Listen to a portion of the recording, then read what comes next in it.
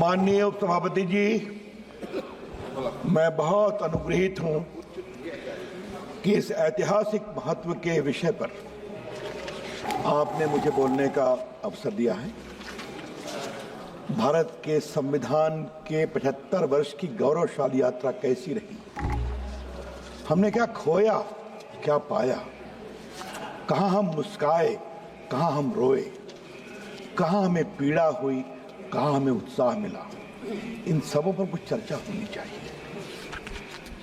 लेकिन माननीय उपसभापति जी, आज तो जब मैं माननीय विपक्ष के नेता को सुन रहा था तो आज मुझे नया नया ज्ञान प्राप्त हो रहा था।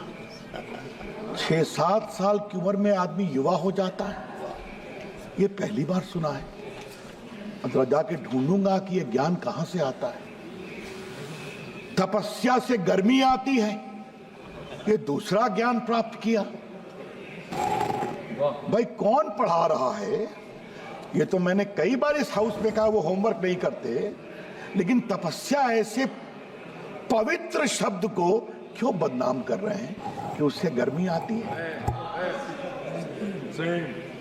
माननीय विपक्ष के नेता को बड़ी विनम्रता से कहना चाहूंगा, तपस्या है जिससे महान ऋषियों ने समर्पण किया शाश्वत रूप से, क्योंकि अनंत के साथ मिले। ये होती है तपस्या।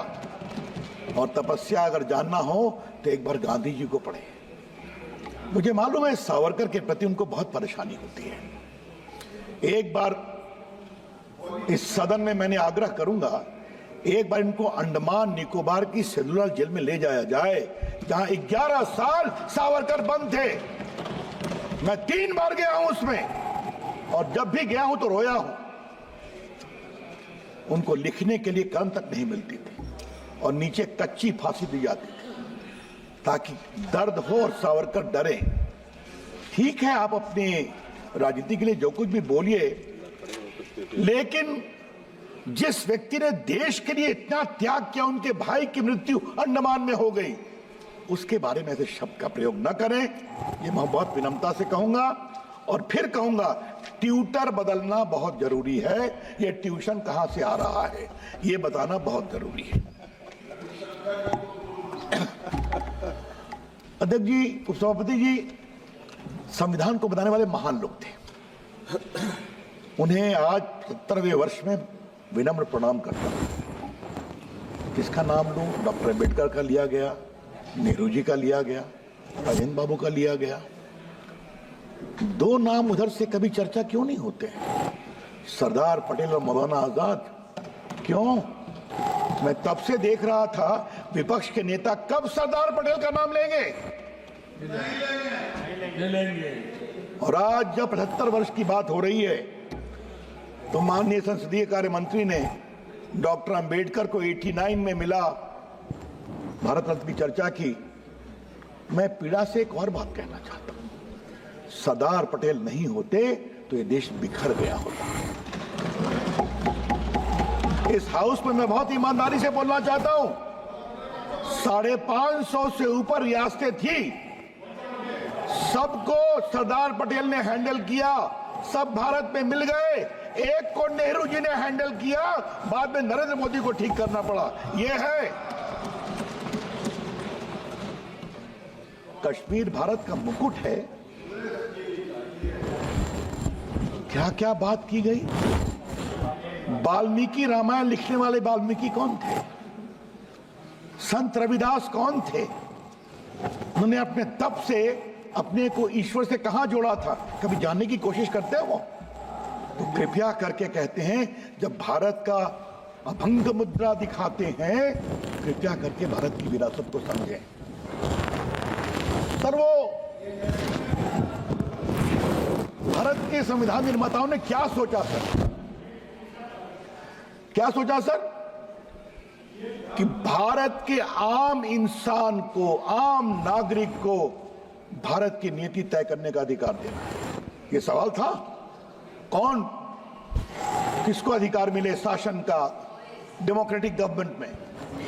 और सर, हमें इन्हें सैल्यूट करना है कि न जाति, न धर्म, न उपासना पद्धति, न शिक्षा, कौन कितना अमीर है कितना गरीब है, कौन पुरुष है, कौन महिला है, कोई अंगड़ा है, कोई पिछड़ा है, सबको अवसर मिलेगा वोट देने का और उनके वोट से भारत का भविष्य तय होगा। आज 75 साल की सबसे बड़ी सीख क्या है? भारत का आम नागरिक जानता है कि अपने वोट की ताकत से हम किसी को भी जिता सकते हैं और किसी को भी हरा सकते हैं।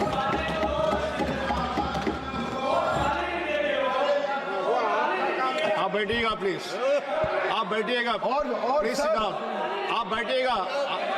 नहीं आप बैठिएगा प्लीज, अच्छा आप बैठिएगा।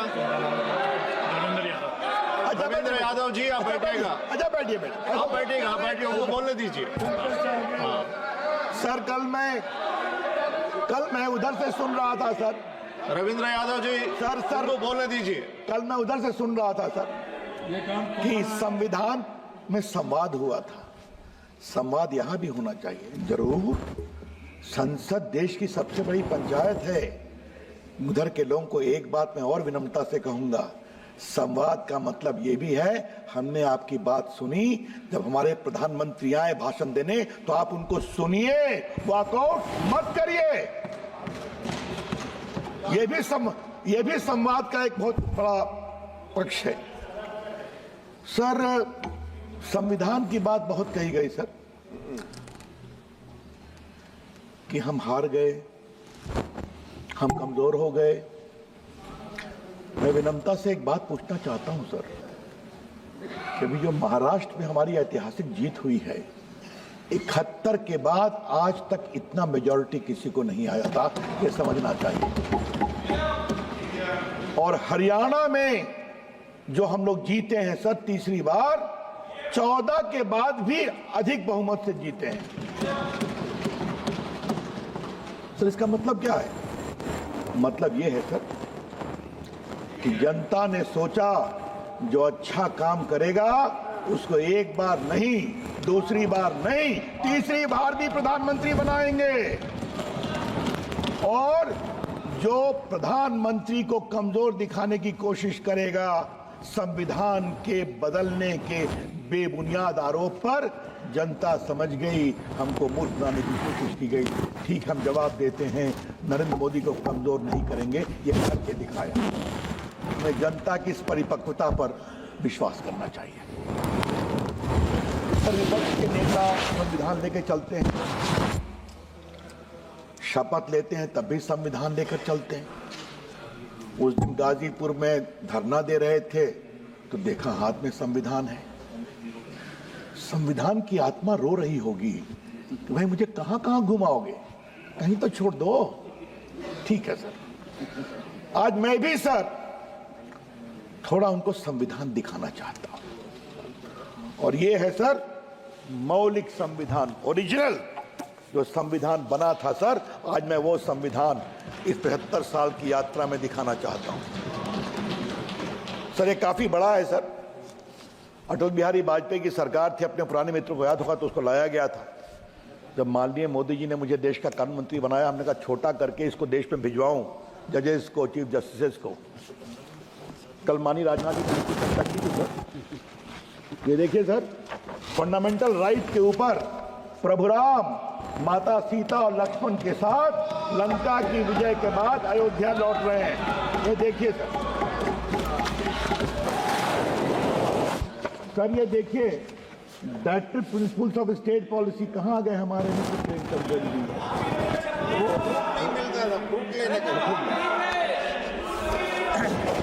सर ये देखिए सर, भगवान कृष्ण अर्जुन को महाभारत में गीता का ज्ञान दे रहे हैं। ये इसमें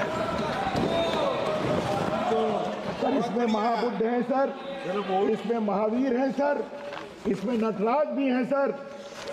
एक और देखेंगे, ये देखिए पार्ट 7 में बजरंग बली हनुमान जी की भी तस्वीर है। ये देखिए आप सर,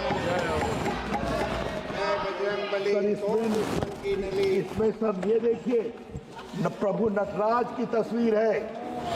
और ये देखिए सर, गुरु गोविंद सिंह हैं, झांसी की रानी हैं, छत्रपति शिवाजी हैं, अकबर हैं, बाबर औरंगजेब नहीं है। तो इस संविधान बनाने वाले जानते थे कि इस देश की विरासत प्रभु राम है, प्रभु कृष्ण है, बाबर औरंगजेब नहीं है, छत्रपति शिवाजी। और सर आप देखें सर, ये जो मैं दिखा रहा हूं, ये देखिए सबके दस्तखत हैं सर। पहला दस्तखत राजेंद्र प्रसाद, फिर जवाहरलाल नेहरू, फिर सरदार पटेल, मौलाना आजाद, आपके डॉक्टर अंबेडकर, सबों के हस्ताक्षर। सर मैं एक सवाल पूछने की इच्छा होती है,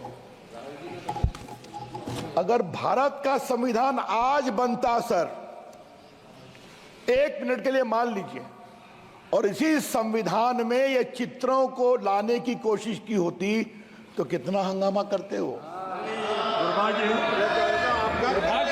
कितना वो अपनी विरासत को कितना समझे सर। यही तो मैं कह रहा हूं सर, हम कहां से शुरू किए थे और कहां चले गए।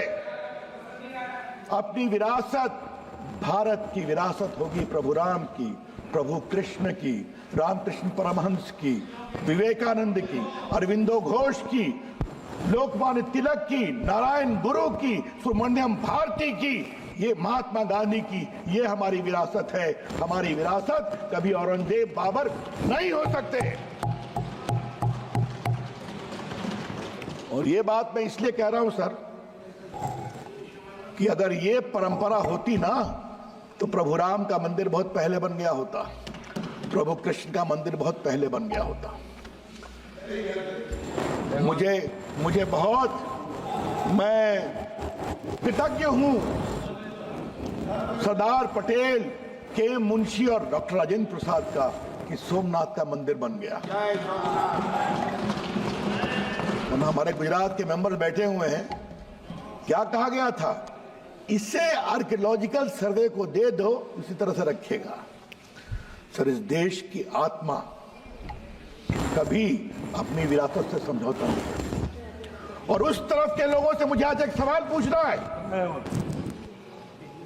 पूरे दिल्ली में किंग एडवर्ड की मूर्ति थी कि नहीं, क्वीन विक्टोरिया की मूर्ति थी या नहीं, लॉर्ड इरविन, लॉर्ड हार्डिंग की मूर्ति देश के सारे गवर्नर्स के राजभवन के सामने थी या नहीं, वो कहां चली गई। ये सबको हटा दिया गया, दिल्ली वालों को बुद्ध जयंती पार्क के कॉर्नर में डाल दिया गया। क्यों? क्योंकि वो मूर्तियां कला की मूर्तियां नहीं थी, वो गुलामी और दास्ता की मूर्तियां थी। और आपने निर्णय किया कि वो मूर्तियां नहीं रहेंगी, आपने अच्छा काम किया। यही बात प्रभु राम के जन्म स्थान, कृष्ण जन्म स्थान और काशी विश्वनाथ के मंदिर के बारे में क्यों सोच नहीं होती है सर। यही है वोट बैंक पॉलिटिक्स। आगे इस पर थोड़ा मैं बोलूंगा। ये वोट बैंक पॉलिटिक्स के चक्कर में जो फंस गए, उससे बाहर नहीं निकले।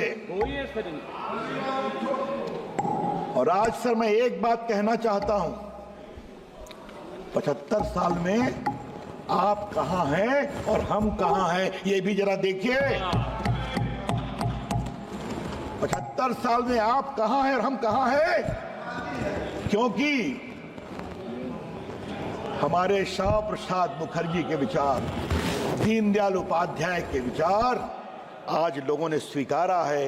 ये देश राष्ट्रवाद से चलेगा, देश के प्रति समर्पण से चलेगा और विकास से भी चलेगा। सर मैं आपसे एक और बात कहना चाहता हूं, कल बहुत चर्चा हुई है, जो हमारे सारे सुरक्षाकर्मी मारे गए संसद के उस समय। सर मैं भी संसद में था, वो भयावह दृश्य देखा है। सर लोग ह्यूमन राइट्स की बात करते हैं, अफजल गुरु के ह्यूमन राइट्स की बात करते हैं। कभी इन लोगों ने जो हमारे सुरक्षा कर्मचारी मारे गए, उनके परिवार के ह्यूमन राइट्स की बात की क्या? कभी करते हैं? आतंकवादियों ने उनको मारा, उनके बच्चों, उनकी पत्नी, उनकी विधवा का कोई ह्यूमन राइट है या नहीं? 75 साल में सर ये भी एक यात्रा आई है, देश की पूरी बात ऐसी पिछल गई है। हमारी सोच बहुत साफ है, आप आतंकवादियों के ह्यूमन राइट्स की लड़ाई लड़ो, हम तो लड़ेंगे देश के सुरक्षा कर्मी की जो आतंकवाद में मारे जाते हैं। हम लड़ेंगे वो हमारे सीआरपीएफ बीएसएफ के जवान के लिए। सर देश के लिए जीते तो सब लोग हैं सर, देश के लिए मरते कौन हैं? ये सुरक्षा कर्मी होते हैं। हमें उनके पूरे मानवाधिकार की चिंता करनी पड़ेगी। सर काफी बात हो रही है सर। सेकुलरिज्म की बात करते करते ये कहां से लाया गया सेकुलरिज्म, इसका जवाब देना जरूरी है दूसरे पक्ष पर आने के पहले। हमारे जो संविधान बनाने वाले थे, क्या सरदार पटेल, क्या राजेंद्र प्रसाद, क्या जवाहरलाल नेहरू, क्या डॉक्टर अंबेडकर, क्या मौलाना आजाद और बाकी सब बड़े नेता, ये भारत की विरासत को समझते थे। वो जानते थे कि भारत की विरासत मूल रूप से पंथ निरपेक्ष है। ऋग्वेद का एक ज्ञान है ना सर, एकम सदविप्रा बहुधा वदंती, सत्य एक है, उसको पाने के मार्ग अलग अलग हैं। तुम अपने मार्ग से चलो, ये देश तुम्हारा रास्ता, हम अपने मार्ग से चलते, क्योंकि तुम्हारा मार्ग और हमारा मार्ग अंत में एक ही स्थान पर मिलता है, जहां है परम सत्य, इटर्नल, इंडिविजुअल। यही तो है ना भारत का वैदिक ज्ञान, ये वो समझते थे। इसीलिए उन्होंने दक्षिण के आयातित सेकुलरिज्म को भारत के संविधान में जगह नहीं दी, क्योंकि भारत की विरासत पंथ निरपेक्ष है। भारत की विरासत विरोधी विचारों का सम्मान करने की है। अब ये कौन बताए सर? फिर एक ही बात कहूंगा, ट्यूटर बदलने की जरूरत है सर, वो बदलना बहुत जरूरी है सर। हाँ सर, आज कुछ इमरजेंसी की बात करनी है सर। मेरा परम सौभाग्य है सर कि मैं संघ का स्वयंसेवक भी रहा हूं। अखिल भारतीय विद्यार्थी परिषद में 13 साल काम किया है और मैंने लोकनायक जयप्रकाश की अगुवाई में बिहार आंदोलन में भी भाग लिया। भ्रष्टाचार मिटाना है, नया बिहार बनाना है। और सर कमाल हुआ सर, शुरू हुए हम लोग की इतनी पिटाई हुई थी लाठियों से, दुबले पतला था बहुत उस समय सर, स्वर्गीय सुशील मोदी और हम दोनों इतनी लाठियों से पिटे थे कि आज भी याद करता हूं तो पीड़ा होती है। मीसा में बंद कर दिया गया था सर, और कैसे गिरफ्तार किया गया था? मैं घर से भभुआ जा रहा था, 10 पुलिस वाले मुझे उठा करके पटक करके जीप पे डाल दिए, मैं गश आकर बेहोश हो गया था। ये सब देखा है। क्या ये लोग बात करेंगे? क्या बात करेंगे? संघर्ष आए, लाठी भी खाया है, गोली भी खाई है, तब यहां पहुंचे हैं। किसी के परिवार में बैठने के कारण नहीं आए हैं, ये समझना बहुत जरूरी है।